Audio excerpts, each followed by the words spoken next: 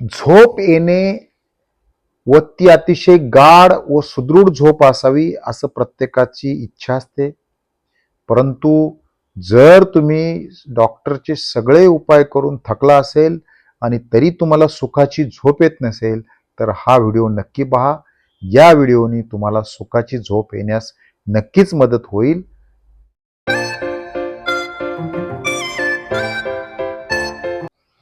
नमस्कार मित्रांनो, माझे आरोग्य प्रयोग या मालिकेत आपण आजकाल ओमॅड म्हणजे 1 मील अ डे या विषयावर बोलत असतो. आपण वेगवेगळ्या आजारांवर बोलत असतो.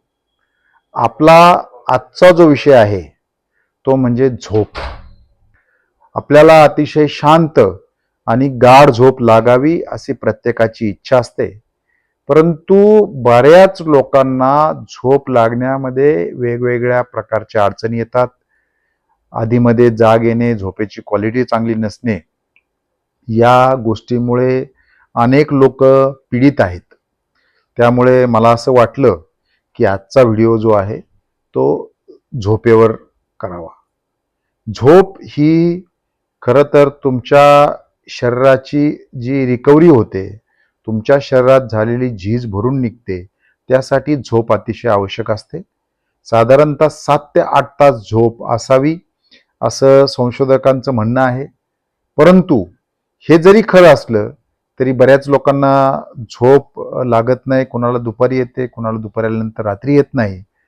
आणि झोप जी आहे मग ही तुमच्या आरोग्याच्या दृष्टीने अतिशय मोठी समस्या बनते. मला अनेक लोक भेटतात की जे झोप येत नाही असं सांगतात. तर त्या सर्व लोकांसाठी शांत आणि अतिशय चांगली झोप की ज्याच्यामध्ये तुमची बॉडी रिकव्हरी होईल अशा प्रकारची झोप लागावी यासाठी आजचा व्हिडिओ आहे. आपण आवश्यक हा व्हिडिओ आपणास असल्यास आणि आपण सगळे प्रयत्न करूनही जर आपल्याला झोप लागत नसेल तर काही न करता केवळ आहारावर 1 मील अ डेवर दिवसातून एकदाच जेवण करून जर तुम्हाला झोप चांगली पाहिजे असेल तर त्यासाठी हा व्हिडिओ आपण अवश्य ऐकावा असं मी आपल्याला सुचवतो. बऱ्याच वेळेला आपल्याला वेगवेगळे डॉक्टर्स जी झोप योग्य न येण्यासाठी जी कारणं दिली जातात त्याच्यामध्ये जे मुख्य असतं ते इन्सोमेनिया असतं किंवा तुम्हाला स्लीप ॲपनिया असं एक कारण दिलं जातं.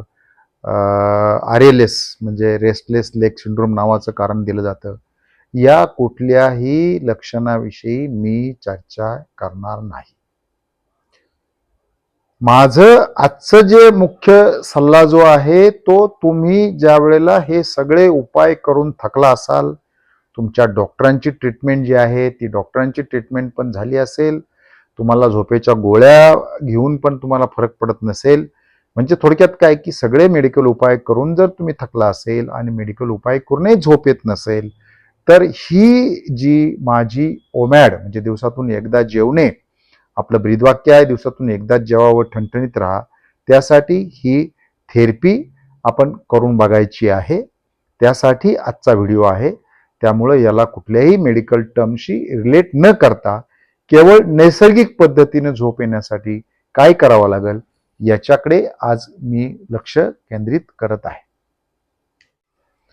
आपणाला झोप येत नाही म्हणजे काय होतं? सर्वसाधारणपणे साधारणतः एक 7 ते 8 तास झोप आपल्याला आवश्यक आहे असं म्हणतात आणि कमीत कमी 5 ते 6 तरी यावी असं म्हणतात. परंतु ज्या वेळेला आपण रात्री झोपतो त्यावेळेला मध्येच एक 12-1 वाजता जाग येते आणि परत लवकर झोप लागत नाही आणि झोपेची जी क्वालिटी असते ती पण चांगली नसते. बऱ्याच वेळेला मध्ये जागरण होतं. तर अशी झोप जर तुम्हाला येत असेल तर त्याची काही कारणं असतात. त्यापैकी जे मुख्य कारण आहे ते म्हणजे पोटावर असणारी ढेरी. जर तुमच्या पोटावर असणारी ढेरी असेल आणि त्या ढेरीमुळे जर तुम्हाला झोप येत नसेल तर त्याचं सायंटिफिक रिझन काय? तर मी आपल्याला सांगेल की जर तुम्हाला पोटावर ढेरी असेल तर त्यासाठी एक रक्तचाचणी येते. ती रक्तचाचणी म्हणजे HOMA-IR, HOMA-IR. जर HOMA-IR रक्तचाचणी तुमची नॉर्मल नसेल तर कदाचित तुम्हाला झोपेचं कारण असू शकतं. होमायार रक्त चाचणीचे एक वैशिष्ट्य आहे. होमायार रक्त चाचणी म्हणजे तुमचं फास्टिंग इन्सुलिन गुणिले फास्टिंग शुगर भागिले 405.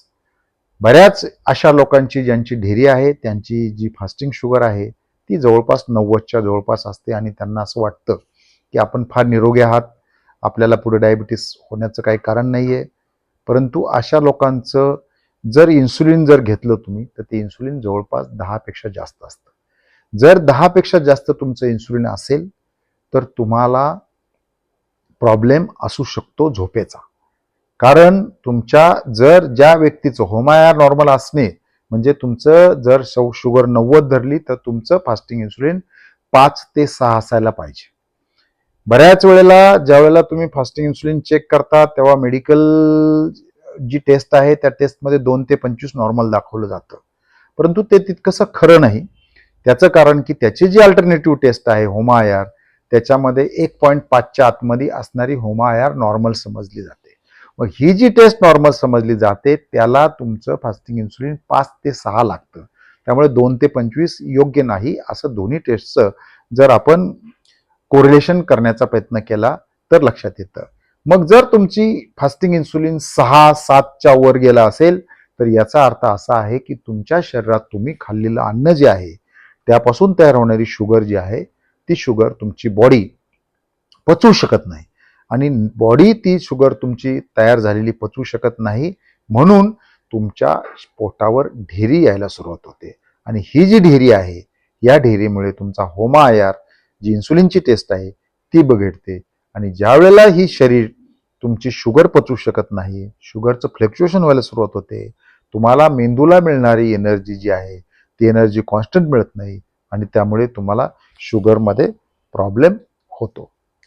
ज्या वेळेला तुमच्या रक्तामधील शुगरची पातळी फ्लक्च्युएट होत असते म्हणजे सतत बदलत राहते आणि यामुळे तुमच्या मेंदूला जी साखर जाते, मी आपल्याला एखाद्या व्हिडिओमध्ये सांगितलं असेल पूर्वी की जर तुमच्या शरीरातली नॉर्मल शुगर 100 जर असेल तर तुमच्या मेंदूला जी शुगर जाते ती 20% जाते. परंतु ज्या वेळेला तुमच्या पोटावर ढेरी असते त्यावेळेला तुमचं इन्सुलिन जे आहे ते इन्सुलिन योग्य काम करत नाही आणि मग ह्या शुगरमधलं जे फ्लक्च्युएशन असतं त्यामुळे तुमचा मेंदू सुद्धा व्यवस्थित चालत नाही, कारण मेंदूची सुद्धा शुगरची पातळी वेगवेगळ्या प्रकारे बदलत असते आणि त्याचा परिणाम तुमच्या झोपेवर होतो. एक गोष्ट अतिशय स्पष्टपणे लक्षात ठेवा की ज्या वेळेला तुमच्या पोटावर ढेरी असते त्यावेळेला तुम्हाला डायबिटीसच्या टेस्टमध्ये ती येत नाही. म्हणजे काय तर तुमचा HbA1c, तुमची फास्टिंग शुगर, तुमची BP शुगर म्हणजे जेवणानंतरची शुगर ही नॉर्मल असते. त्यामुळे ती केवळ तुमच्या होमायार टेस्टमध्ये येते आणि होमायार टेस्टला मात्र तुमच्या ब्रेनमध्ये होणारं फ्लक्च्युएशन, ब्रेनमध्ये होणारं साखरेचं जे फ्लक्च्युएशन आहे, ब्रेनला होणारा रक्तपुरवठा तो जो बदलत राहतो त्याच्यामुळे तुमच्या झोपेवर परिणाम होतो. आपल्या झोपेवर परिणाम जर होत असेल, आपल्याला झोप येत नसेल आणि आपल्या पोटावर जर ढेरी असेल तर होमायार रक्त चाचणी आपण करून घ्या. होमायार रक्त चाचणीचा जो रिपोर्ट आहे तो जर 1.5 पेक्षा जास्त असेल तर कदाचित तुमच्या झोप न येण्यामागचं ते एकमेव कारण असेल असं मला वाटतं. आपण होमायार टेस्ट करून ही खात्री करून घ्या आणि खात्री करून घेतल्यानंतर जर झोपेचं ते कारण असेल असं सिद्ध झालं तर मग आपल्याला पुढे काय करायला लागेल ते मी सांगतो. आता एक गोष्ट लक्षात ठेवा की होमायार मी सांगितलं आपल्याला ठोकताळ्यानी की होमायारमध्ये ह्या बऱ्याच लोकांना ज्यांचा डायबिटीस नाहीये, ज्यांना ब्लड प्रेशर नाहीये, त्यांचा जो होमायार असणार आहे त्याच्यामध्ये इन्सुलिन जे आहे ते इन्सुलिन जरी 2 ते 25 नॉर्मल दाखवलं असेल तरी तुमचं 7च्या वर असेल तर तुमची शुगर फ्लक्च्युएशन होती जी तुमच्या फास्टिंग आणि PP मध्ये येणार नाही किंवा तुमच्या HbA1c मध्ये पण येणार नाही, कारण तुमचं HbA1c पण नॉर्मल असेल. तथापि ज्या लोकांना ऑलरेडी डायबिटीस आहे, ज्या लोकांना ऑलरेडी ब्लड प्रेशर आहे, ज्या लोकांना ऑलरेडी कोलेस्ट्रॉल आहे, या लोकांनी सुद्धा होमायारची टेस्ट करून घ्या. होमायार ह्या डायबिटीस, ब्लड प्रेशर किंवा कोलेस्ट्रॉलची जी टेस्ट असेल किंवा थायरॉइड असेल किंवा हे काही इतर जे अनेक आजार असतील लाईफस्टाईल, या आजारामध्ये होमायार बहुतेक डॉक्टर मॉनिटर करत नाही. माझा जो एक्सपिरियन्स आहे की मला गेल्या आठवड्यात एका व्यक्तीचा फोन आला, त्यांचं 2017 साली बायपास झालेलं आहे आणि त्यांना ज्यावेळेला मी 2026 साली विचारलं की तुमचं फास्टिंग इन्सुलिन किती असतं, तर ते म्हटले आजपर्यंत कुणीच चेक केलेलं नव्हतं. मग त्यांनी इंटरनेटवर पाहिलं, त्यावेळेला त्यांना मोठा आश्चर्याचा धक्का बसला. ज्या माणसाचं बायपास झालेलं आहे त्यांचं फास्टिंग इन्सुलिन 22 निघालं. मग जर 22 असेल तर त्यांच्या गोळ्या औषधांनी त्यांना फार फरक पडत नाही. त्यामुळे ज्यांना ऑलरेडी डायबिटीस आहे, ज्यांना ऑलरेडी ब्लड प्रेशर आहे, ज्यांना ऑलरेडी थायरॉइड आहे, ज्यांना ऑलरेडी फॅटी लिव्हर आहे, जे कुठले असे आजार असतील त्यांनी सुद्धा आपली होमा आय आर टेस्ट करून आपलं फास्टिंग इन्सुलिन एकदा चेक करून घ्यावं. जर तुमचं फास्टिंग इन्सुलिन जास्त असेल, जर तुमचा होमा आय आर जास्त असेल टेस्टचा रिपोर्ट, तरी तुम्हाला झोपेमध्ये अडचण येत आहे हे सुद्धा आपण समजून घ्यावं. आणि ही टेस्ट सुद्धा तुम्ही प्रत्येक वेळेला ज्या वेळेला तुम्ही तुमच्या HbA1c कराल त्यावेळेला प्रत्येक वेळेला होमा आय आर करा, की जेणेकरून तिचा आपल्याला पुढे फार मोठा फायदा होईल. खरं तर इन्सुलिन रेजिस्टन्स हा जवळपास 40 पेक्षा जास्त आजाराला कारणीभूत आहे. आपले जे डॉक्टर ट्रीटमेंट करतात ते लक्षणावर आधारित करतात. ओमॅड जे आहे म्हणजे दिवसातून एकदाच जेवणे किंवा 1 मील अ डे करणे ही एक कला आहे. ती कला आपल्याला आत्मसात करून घ्यायची आहे. आज आपण झोपेच्या विषयावर बोलतोय, त्यामुळे जर तुमच्या इन्सुलिन रेजिस्टन्सची टेस्ट जी होमा आय आर म्हणतो, मेटाबॉलिक सिंड्रोमची टेस्ट आहे, ज्यावेळेला तुमची नॉर्मल नसेल, म्हणजे 1.4 काही लोक म्हणतात, आजकाल बरेच इन्सुलिन रेजिस्टन्स बोलायला लागले म्हणून काही लोकांनी 2 पर्यंत नॉर्मल केली. माझा सल्ला असा राहील की तुमची 1.4च्या आतमध्ये असावी. 1.4च्या बाहेर ज्याची असेल त्यांनी उपवास करणे आवश्यक आहे, म्हणजे तुमचं इन्सुलिन कमी होतं. कारण जर तुम्हाला तुमची होमा आय आर टेस्ट नॉर्मल आणायची असेल तर तुम्हाला उपवास करणे याशिवाय दुसरा कुठलाही मार्ग नाही. डॉक्टरांनी सांगितलेला डाएट किंवा ज्याला मेडिकल क्षेत्रामध्ये डॅश डाएट असं म्हटलं आहे, तर DASH असा डाएट जर तुम्ही इंटरनेट टाकला तुम्हाला मिळेल. परंतु हा डाएट फार अतिशय अवघड आहे, तो सहजासहजी करता येत नाही. ओमॅड मात्र असा डाएट आहे की तुम्ही एकदा दिवसातून एकदा जेवला आणि एकदा तुमच्या शरीरातलं कार्बोहायड्रेट म्हणजे जे मसलमध्ये 400 ग्रॅम असतं आणि लिव्हरमध्ये 200 ग्रॅम असतं, हे जर एकदा 1-1.5 दिवसात संपलं तर तुम्हाला भूक लागायची पूर्णपणे संपून जाते. ज्यावेळेला तुमचं इन्सुलिन कमी होतं त्यावेळेला भूक लागत नाही, तुमचा फ्रेशनेस वाढतो. मी परत आज सांगतो की जर तुम्ही ओमॅड करत असाल आणि जर तुम्हाला भूक लागत असेल तर तुमचं ओमॅड होत नाही, तुमचं काहीतरी चुकते, तुम्ही काहीतरी चिटिंग करताय. चिटिंग करता म्हणजे काय करता, तर कुठंतरी एखादा दूध साखर टाकलेला चहा घेता किंवा आधीमध्ये थोडंसं आहे, खाल्ल्याने काय होतं, असा प्रकार जो आहे असा प्रकार केला जातो. त्यामुळे तुम्हाला भूक लागते. ओमॅडमध्ये भूक लागत नाही. ओमॅडमध्ये कॉन्स्टंट एनर्जी ब्रेनला मिळते, त्यामुळे ब्रेन एकदम फ्रेश राहतो, तुम्हाला उत्साह राहतो, काम करण्याला उत्साह राहतो, तुमची कार्यक्षमता वाढते. त्यामुळं ओमॅडचं हे लक्षण आपण अतिशय महत्त्वाचं लक्षात घ्यावा. त्यामुळं ओमॅड जे आहे ओमॅड करा. ओमॅड करताना कोणतं न्यूट्रिशन घ्यावं, ओमॅडचा परिपूर्ण काय डाएट आहे हे डॉक्टर संपत डावकर या यूट्यूब चॅनलवर मी टाकलेलं आहे. त्यामुळे मी आज कुठल्याही परिस्थितीत त्यामधले कुठलाही व्हिडिओ रिपीट करणार नाही. आपल्याला आवश्यक असेल तर ओमॅड करताना दिवसातून एकदाच जेवताना 1 मील अ डे करण्यासाठी माझा जो डाएटचा व्हिडिओ आहे तो आपण पहा आणि ओमॅडची कला आत्मसात करून घ्या, की जेणेकरून तुमच्या झोपेमध्ये कुठल्याही प्रकारचा अडथळा येणार नाही, तुम्हाला झोपेत रात्री जाग येणार नाही आणि जाग न आली म्हणजे तुम्हाला साऊंड स्लीप लागेल आणि साऊंड स्लीपमध्ये तुमची बॉडी जी आहे ती बॉडी अतिशय उत्तम रिकव्हरी स्टेजमध्ये जाईल, तुमच्या आजारांना कंट्रोल होईल. मी कुठल्याही परिस्थितीत झोपेच्या विषयी मेडिकल क्षेत्रात सांगितलेले जे काय हार्मोन असतील, मग कॉर्टिसॉल असेल किंवा इतर कुठले असेल त्याच्याविषयी मी बोलणार नाही. मी पूर्णपणे नैसर्गिक उपचार पद्धती म्हणजे दिवसातून एकदाच जेव्हा ठणठणीत राहा या विषयावर बोलणार आहे. त्यामुळे मी कुठल्याही टेक्निकल टर्ममध्ये जात नाही. चांगल्या झोपेसाठी जर तुम्हाला आवश्यक असेल तर मी तुम्हाला सांगतो की एखाद दिवस ओमॅड करा आणि हा फरक अनुभवून घ्या. परंतु ज्या वेळेला तुम्ही दिवसातून एकदाच जेवता त्यावेळेला एकदाच जेवताना आपण एक 3-4 गोष्टी करत असतो. त्या गोष्टी मी आपल्याला सांगतो, ते लक्षात ठेवा. एक म्हणजे ओमॅड करताना आपण कॉफी घेतो, ब्लॅक कॉफी किंवा ब्लॅक टी घेतो. लक्षात ठेवा की दुपारी 4 नंतर किंवा जास्तीत जास्त 5 नंतर कोणत्याही परिस्थितीत कॉफी घ्यायची नाही, कारण ती कॉफी तुमच्या झोपेशी अडथळा निर्माण करते.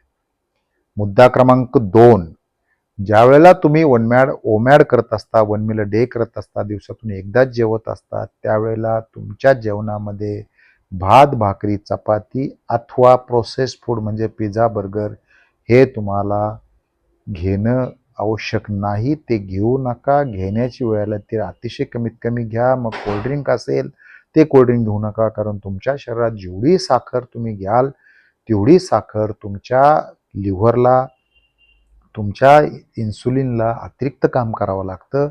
जेवढी तुमच्या शरीरात अधिकची साखर असेल, अधिकचं कार्बोहायड्रेट असेल, तेवढं तुमच्या झोपेशी ते नक्कीच तुमच्या इंटरसेप्ट करणार आहे. त्यामुळं तुम्हाला हे सुद्धा जेवणात कमीत कमी करावं लागेल. आपल्या 1 मील डेचा चौरस जो आहार आहे, त्या चौरस आहारामध्ये जे सांगितलेलं आहे, म्हणजे खोबरे असतील, शेंगदाणे असेल, हे तुम्हाला अतिशय चांगल्या प्रकारे घेता येईल. तिसरी महत्त्वाची गोष्ट म्हणजे जर तुम्हाला चांगली झोप आवश्यक असेल तर तुम्हाला मॅग्नेशियम सप्लिमेंट घ्यावं लागतं. मॅग्नेशियम साधारणतः 400 मिलीग्राम घ्यावं लागतं. त्याच्या गोळ्या आजकाल ॲमेझॉनवर भेटतात. त्याच्या गोळ्या वेगवेगळ्या आपल्याला जर मेडिकल स्टोअरमध्ये गेला तर घ्यावा लागेल. परंतु मॅग्नेशियम जे आहे, हे मॅग्नेशियम झोपायच्या अगोदर 3 तास घ्यावं लागतं. जेवल्यानंतर तुम्ही जर जेवताना कॅल्शियम घेत असाल तर 1-2 तासांनी मॅग्नेशियम घ्या. परंतु मॅग्नेशियम आणि झोप, मॅग्नेशियम शरीराच्या जवळपास 300 क्रियांमध्ये आवश्यक असतं, परंतु मॅग्नेशियमचा झोपेशी अतिशय चांगला संबंध येतो. तुम्हाला जर मॅग्नेशियम कमी पडत असेल तर तुमचा मसल फडफड करणे, तुम्हाला मसल क्रॅम्प येणे हे सुद्धा लक्षण असू शकतं. परंतु मॅग्नेशियम आणि झोप याचा अतिशय चांगला संबंध आहे. ज्यावेळेला तुम्ही ओम ॲड करायला सुरुवात कराल त्यावेळेला मात्र मॅग्नेशियमचं सप्लिमेंट जे आहे ते मॅग्नेशियमचं सप्लिमेंट अवश्य घ्या. तुमच्या आहारामध्ये दुसरा एक महत्त्वाचा जो आहे, जर तुम्हाला अल्कोहोल म्हणजे जर तुम्हाला अल्कोहोल घ्यायची सवय असेल, दारू घ्यायची सवय असेल, तर ज्यावेळेला आपण अल्कोहोल घेतो त्यावेळेला अल्कोहोल घेतल्यानंतर मात्र जवळपास ते अल्कोहोलचा इफेक्ट लिव्हर बाकी सगळी कामं बंद करतं आणि त्या शरीरातून अल्कोहोल बाहेर काढण्याचं काम करतं. त्यामुळे जर तुम्ही कधी ऑब्झर्व केला, कोणी जर सेन्सर लावत केला असेल तर मला असं लोक सांगतात की अल्कोहोल घेतल्यानंतर बॉडीची शुगर लेवल कमी होते.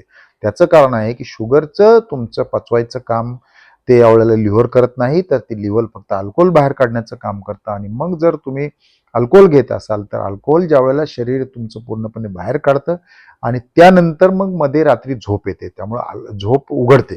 त्यामुळं अल्कोहोल जे आहे ते अल्कोहोल घेणं टाळावं. अल्कोहोल घेणं शक्य तेवढं टाळावं. ज्यांना अगदी जमणारच नाही, अल्कोहोलशिवाय जिवंतच राहू शकत नाही असं काही लोकांचा समज असतो, त्यांनी मात्र अल्कोहोल कमीत कमी घ्यावं. कारण अमेरिकन डायटरी गाईडलाईन्समध्ये पूर्वी 2 ड्रिंक म्हणजे 30 ml चे 2 ड्रिंक म्हणजे 60 ml घेण्याची परमिशन दिली होती. परंतु आता अमेरिकन डायटरी गाईडलाईन्समध्ये अल्कोहोल कमीत कमी घ्यावं. कमीत कमी म्हणजे ते का म्हणतात कमीत कमी, कारण अल्कोहोलवर मोठी इकॉनॉमी अवलंबून आहे म्हणून ते कमीत कमी शब्द वापरला असाल. परंतु ज्यांना झोपेचा विषय असेल त्यांनी अल्कोहोल घेणं बंद करणे आवश्यक आहे. जर तुम्हाला हे पटत नसेल तरी एकदा तुम्ही अल्कोहोल बंद करून बघा, तुम्हाला नक्कीच फरक जाणवेल. त्यामुळे ह्या ज्या 3-4 गोष्टी आहेत, ह्या 3-4 गोष्टी करा. जोपर्यंत तुम्ही मेंदूला कॉन्स्टंट सप्लाय देत नाही, तुम्ही ज्यावेळेला फास्टिंगमध्ये असतात त्यावेळेला बॉडी तुमच्या केटोनवर चालते आणि ज्यावेळेला बॉडी केटोसिसमध्ये जाते त्यावेळेला तुमच्या ब्रेनला कॉन्स्टंट एनर्जी भेटते आणि तुमच्या झोपेची जी क्वालिटी आहे ती क्वालिटी सुधारते. त्यामुळे झोपेच्या साठी या 3-4 गोष्टी करणे आवश्यक आहे, हे आपण लक्षात ठेवा. आज आपण झोप या विषयावर बोलत आहे. मी खरं तर यासाठी आपल्याला एक अजून एक सांगतो की ज्या वेळेला आपण पहिल्या दिवशी उपवास करता त्यावेळेला झोप लागण्यासाठी थोडासा उशीर लागतो, परंतु आपण जर ह्या कुशीहून त्या कुशीवर लोळत राहिला तर त्यानंतर लागणारी झोप जी आहे ती झोप अतिशय छान लागते. दुसरी गोष्ट, झोपेमध्ये तुम्हाला उपवास तुम्ही करत नसाल तर रेग्युलर मेडिसिनवर तुमच्या शरीरामध्ये किंवा तुम्हाला असलेल्या ढेरीमुळे तुमच्या शरीरातलं असलेलं जे फिल्ट्रेशन आहे, म्हणजे त्याच्यामध्ये मीठ असेल किंवा पाणी असेल ते होत नाही. त्यामुळे रात्री लघवीला उठायला लागतं, त्यामुळे सुद्धा तुम्हाला झोप तुमची मोडते. परंतु ओमॅड करणाऱ्या लोकांना रात्री लघवीला उठायला लागत नाही, त्यामुळे झोप जी आहे ती झोप चांगली येते. मी असाही एक तुम्हाला सल्ला देईल की मी माझ्या ओमॅड किंवा चौरस आहारामध्ये तुम्हाला पाण्याच्या बाटल्या ठेवण्याविषयी शिकवलेलं आहे. तुम्ही रात्री 7 नंतर किंवा 8 नंतर जर तुम्ही 2 तास अगोदर पाणी पिऊ नका. त्यामुळे झोपेशी तुमचा येणारा जो संबंध आहे, तुमचा तो पाण्याचा जो संबंध आहे तो सुद्धा कमी होतो.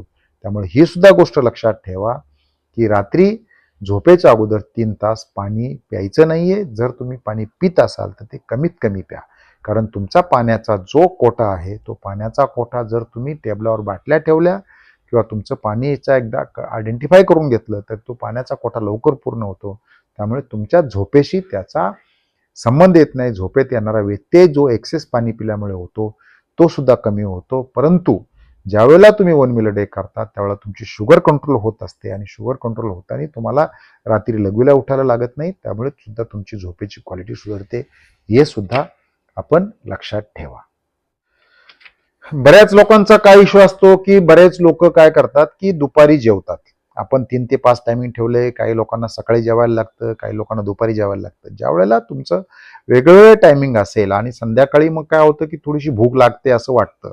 मी तुम्हाला सांगितलेलं आहे की ज्या वेळेला भूक लागते त्यावेळेला हंगरसाठी जे गेरिन नावाचं हार्मोन असतं ते सोडलेलं असतं. त्यावेळेला बॉडी तुम्हाला विचारते की बाबा तू काय खाणार आहे की मी तुझ्या शरीरातल्या फॅटवर स्विच हो.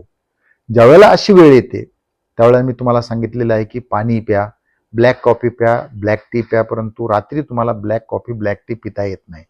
जर तुम्हाला भुकेचा सिम्पटम्स तयार झालेला असेल तर 15 ml ॲपल सायडर व्हिनेगार व 1 ग्लास पाण्यामध्ये टाकून घ्या. ॲपल सायडर व्हिनेगर घेताना आपण स्ट्रॉवर घेत आहे, स्ट्रॉने घ्यायचं आहे. त्यावेळेला तुमची भूक जाते आणि भूक गेल्यामुळे तुम्हाला अतिशय छान झोप लागते. ही सुद्धा ट्रिक कधी करून बघा. कारण जर एखाद्या व्यक्तीला सकाळी 8-10 वाजता जेवायची सवय असेल तर रात्री त्याला जेव्हा भूक लागते त्यावेळेला त्यांनी 15 ml ॲपल सायडर व्हिनेगर 1 ग्लास पाण्यामध्ये घेतले तर त्याला झोपही छान लागते आणि भूकही जाते. त्यामुळे ही गोष्ट सुद्धा समजून घ्या. कोणत्याही परिस्थितीत ओमॅड करताना आपल्याला चिटिंग करायचं नाहीये आणि त्यामुळे चिटिंग न करता आपण जर हे केलं तर झोप लागते. दुसरी गोष्टी रात्री जशी मी कॉफी घ्यायला सांगितलेली नाही तसं रात्री चॉकलेटचा सुद्धा कुठला पदार्थ घ्यायचा नाही. कारण चॉकलेट सुद्धा तुमच्या झोपेमध्ये हस्तक्षेप करतं. ही गोष्ट सुद्धा लक्षात आपण ठेवावी. मित्रांनो, झोपेचा संबंध हा आपल्या शरीराशी, आपल्या आरोग्याशी अतिशय महत्त्वाचा आहे. ज्या वेळेला आपल्याला वेगवेगळ्या प्रकारचे आजार होतात त्यावेळेला आपल्याला झोप ही लागत नाही. तुम्हाला येणारी चिंता, तुम्हाला येणारं टेन्शन, तुमचं वाढलेलं कॉर्टिसॉल वगैरे वगैरे ह्या गोष्टीमध्ये मी परत आपल्याला सांगतो की मी डिटेलमध्ये जात नाही. तुमचं शरीर जर चांगलं काम करत असेल तर तुम्हाला जे काही टेन्शन असेल, ज्या काही इतर आजार असतील त्या आजाराशी आपण नक्कीच तोंड देऊ शकतो. म्हणून मी आपल्याला 1 मील अ डे ओमॅड करायला सांगितलेलं आहे. ओमॅडने तुमचे 40 पेक्षा अधिक आजार रिकवर होतात आणि तुम्हाला चांगली झोप येते. त्यामुळे 1 मील अ डे दिवसातून एकदाच जेवणे हे करणं आवश्यक आहे. आणि त्याबद्दल मी तुम्हाला आज एकच सांगितलं की झोपेसाठी मॅग्नेशियमचं महत्त्व सांगितलं. बाकीचे न्यूट्रिशन आहेत त्या वेगवेगळ्या आजारापर्यंत घ्या.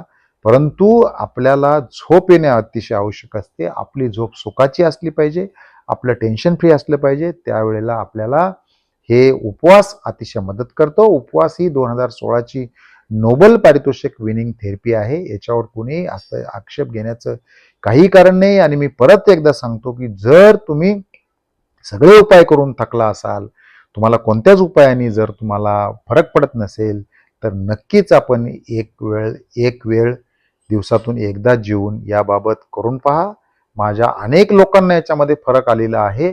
म्हणून मी आपल्याला सांगतो, माझ्या झोपेच्या बाबतीत 1-2 स्क्रीनशॉट माझ्याकडे आहेत. मी जर तुम्हाला दाखवलं तर माझं रात्रीतली जी जाग आहे ती 1-2 मिनिटाची असते. मला अतिशय चांगली झोप येते. मी हे स्वतः केलेलं आहे म्हणून मी आपल्याला सांगतो आहे. त्यामुळे झोप ही आपल्या दृष्टीने अतिशय महत्त्वाची आहे. परंतु आपले वेगवेगळे आजार आपल्याला ती झोप येऊ देत नाही. त्याला जर तुम्हाला सुखाची झोप पाहिजे असेल तर तुम्हाला दिवसातून एकदाच जेवून त्या आजारावर कंट्रोल करायला लागतं. आपल्या चांगल्या झोपेसाठी माझ्या खूप खूप शुभेच्छा. धन्यवाद. Thank you and all the best.